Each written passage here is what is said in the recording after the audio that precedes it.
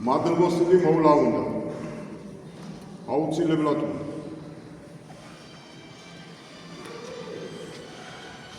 ვარა, მე ვიტყვი რომ ღმერთმა გარდმოულინოს მადლის სულისაწმინდისა ყველას,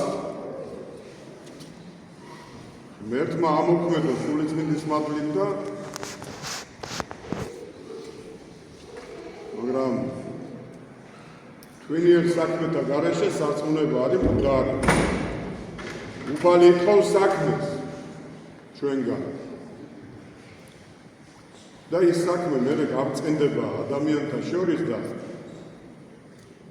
როდესაც შენ ასეთი ადამიანი იქნები შენს გარშემო ძალიან ბევრი ადამიანები შემოიკრიბებიან და იმიტომ რომ შენ იქნები იმედი იმ ხალხის. სრულ იმედი კი არ იქნები. იქნები ნამდვილი იმედი. და ეს სინამდვილე მოდის მამის სისა და სულიწმინდის აყვანისცემით და სულიწმინდის მადლმოსილებით. ეს ასე მოდის. და ეს მოდის რჯულის კანონით, რჯულის დაცვით და ქრისტეს გზაზე სვლით.